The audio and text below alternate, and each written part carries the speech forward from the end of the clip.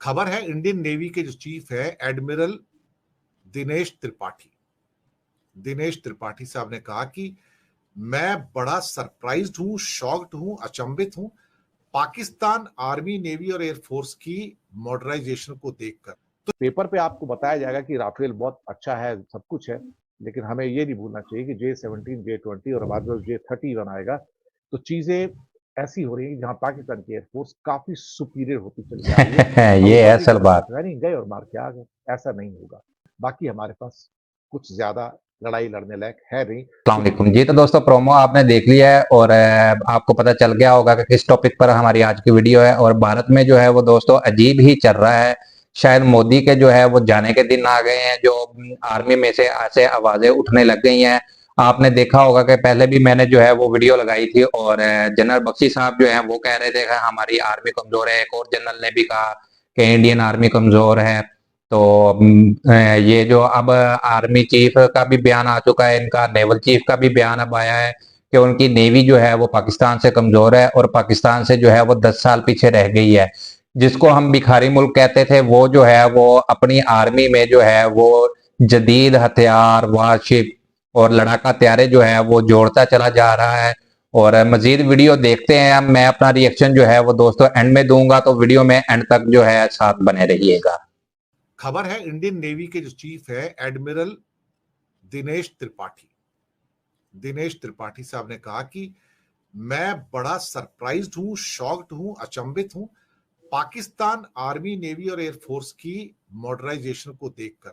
तो चाइना लगातार उसको हथियार देता चला जा रहा है और पाकिस्तान की एयरफोर्स भी बहुत और ये इस बात से डर रहे हैं कर रही है फाइटर एयरक्राफ्ट का, ड्रोन्स का और बाकी एवॉक्स का, जो मुझे भी हैरान कर रहा है कितने पैसे कहां से आ रहे हैं भाई। ये J-17 के, J-20 के पैसे कहां से आ रहे हैं। और आज तो खबर ये आई है कि पाकिस्तान शायद फाइटर एयरक्राफ्ट ईरान को देने जा रहा है। J-17 और J-20 पर है भाई, दुनिया में कुछ नहीं पता। जिसको हम भिखारी कह रहे हैं, कंगाल कह रहे हैं, कंगला कह रहे हैं, उसके पैसे नहीं रोटी खाने को, वो लगातार एक से एक मॉडर्न हथियार जो है अपनी आर्मी के अंदर जोड़ता जा रहा है, नेवी में, एयरफोर्स में, सब जगह जोड़ता जा रहा है। उनका कहना है कि पाकिस्तान की नेवी हो, उस पर जो हो रहा है उस पर हम नजर रखे हुए हैं।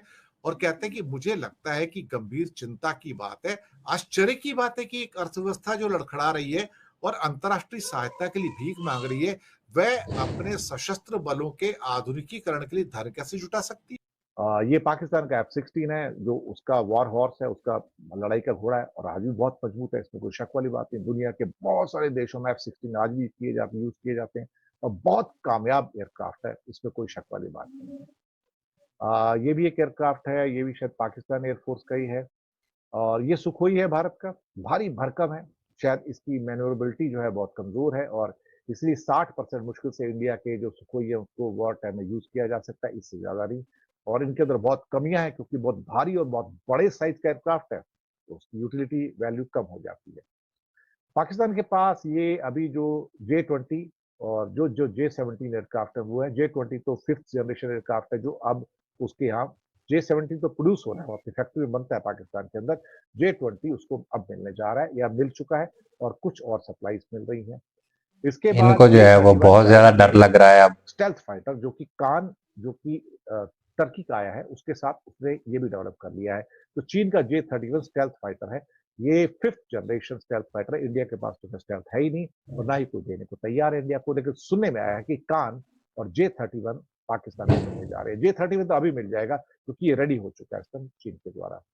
ये दोनों की फोटोग्राफ है। मैंने कान के ऊपर तो जो टर्की का स्टेल्थ फाइटर उसका मैंने फोटोग्राफ भी दिया था और स्टोरी भी की है मैंने। तो ये दोनों फाइटर जो है इस टाइम क्या कहते हैं कि मिल सकता है खासतौर से पाकिस्तान को, लेकिन J-31 पहले मिलेगा।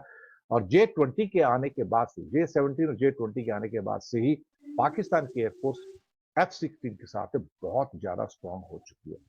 तो पेपर पे आपको बताया जाएगा कि राफेल बहुत अच्छा है, सब कुछ है, लेकिन हमें ये नहीं भूलना चाहिए कि J-17, J-20 और बाद में J-31 आएगा तो चीजें ऐसी हो रही है जहां पाकिस्तान की एयरफोर्स काफी सुपीरियर होती चली जा रही है। अब वो बकरी का बच्चा है, ये है असल बात। ऐसा नहीं होगा। और F-16 जो है पुराना वॉर हॉर्स है दुनिया का, एक्सीडिंगली सक्सेसफुल एयरक्राफ्ट है, इसमें कोई भी संदेह वाली बात नहीं है। तो ये थी हमारी एयरफोर्स की जमीनी हालत कि हमारे पास अगर जमीन पे लड़ना हो तो ले दे के फिर हमें मिराज 2000 पे डिपेंड करना पड़ता है, या अब राफेल आए तो उन पे डिपेंड करना पड़ेगा। बाकी हमारे पास कुछ ज़्यादा लड़ाई लड़ने लायक है नहीं, क्योंकि सुखोई मेन वॉर हॉर्स नहीं है, ये कहा जाता है, मुझे नहीं पता। और ये at a time more than 60% use नहीं किए जा सकते, क्योंकि बाकी सबको स्पेस चाहिए, ये चाहिए, वो चाहिए, तो ज़मीन पे ही खड़े रहते हैं। जब इंडियन एयरफोर्स के चीफ जो हैं, उन्होंने कुछ बात कही थी कि हमारी जो हालात हैं इस समय, स्क्वाड्रन की संख्या जो है 1965 से भी नीचे चली गई है।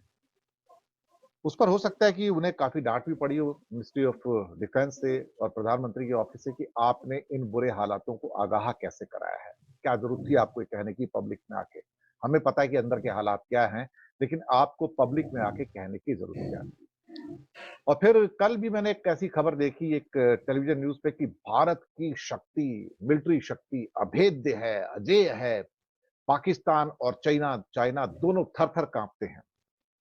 इस किस्म के जो टैगलाइन्स होती हैं, वो बेशक। हमेशा एक फ़ॉल्स इंप्रेशन पेश करती हैं और आपको स्थितियाँ नहीं बताती हैं कि ज़मीन पर क्या चल रहा है। ज़मीन पर हमारे हालात किस कदर बुरे हैं और कंडीशंस इतनी बुरी हैं कि मैं आपको बता नहीं सकता हूँ।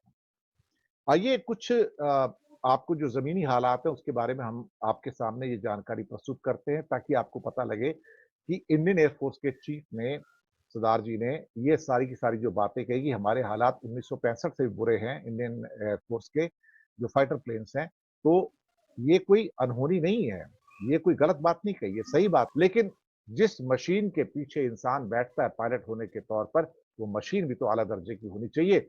कबाड़ मशीनों को लेकर आप दुश्मन से जी। फाइट नहीं कर सकते हैं, इस बात को आप भूलिएगा नहीं। आपको याद होगा सर्जिकल स्ट्राइक के दौरान में जहां कहा गया था कि भारत के सभी एयरक्राफ्ट वापस आ गए जो मिराज 2000 आक्रमण करने गए थे, लेकिन उसी सर्जिकल स्ट्राइक के अंदर हमारा एक मिग 21 भी तो क्रैश हुआ था, पाकिस्तान ने मार गिराया था। और हमारे जो उस समय जो उसमें पायलट थे अभिनंदन जी, वो पाकिस्तान के अंदर लैंड किए थे और फिर कैसे उनको इमरान की सरकार ने वापस किया था, ये भी एक स्टोरी है।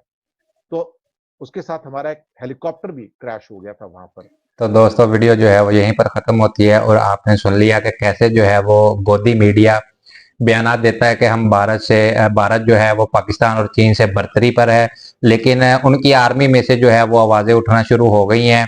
लगता है कि मोदी के खिलाफ बगावत हो रही है। आर्मी चीफ का बयान भी आ गया, जनरल बख्शी का भी आ गया, इसके बाद जो है नेवल चीफ का बयान भी आ गया, एयरफोर्स चीफ का भी बयान आ गया।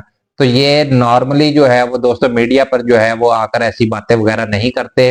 तो इनके पास सिर्फ एक राफेल है, बाकी जितनी भी इनके पास वारशिप हैं या फाइटर जेट हैं वो सब दोस्तों पुराने हो चुके हैं, वो 65 की जंग से भी पुराने हैं। और इनके पास जो है वो 31 स्क्वाड्रन है एयरफोर्स की, इनको चाहिए 42। और 31 स्क्वाड्रन में से भी जो है वो दोस्तों दो जो है वो रिटायर्ड होने वाली हो गई हैं, यानी कि उनको रिटायर नहीं किया गया।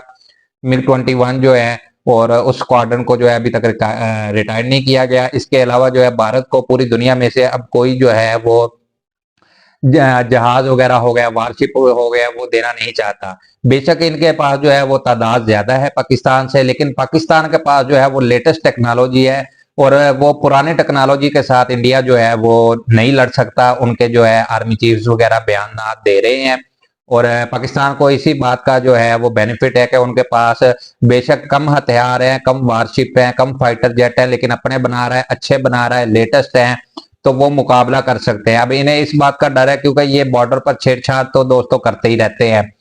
तो अगर इस बार इन्होंने छेड़छाड़ की तो इन्हें पता है कि रिटेलिएट का सोचा नहीं जाएगा, रिटेलिएट किया जाएगा, इनको मुंह तोड़ जवाब मिलेगा और ये अब अपनी हरकतों से बाज रहे हैं। तो इसलिए जो है वो इनके आर्मी चीफ ऐसे बयान दे रहे हैं। मोदी ने भी जो है वो इनको राफेल के अलावा कुछ नहीं लेकर दिया और दूसरी मर्तबा जो है वो उसकी हुकूमत है इंडिया में, तो लगता है उसके जाने के दिन आ गए हैं। आई होप आपको वीडियो मेरा तजिया पसंद आया होगा। ऐसी मजीद वीडियोस देखने के लिए चैनल को सब्सक्राइब करें, वीडियो को लाइक करें। मिलते हैं नेक्स्ट वीडियो में, तब तक के लिए अल्लाह हाफिज।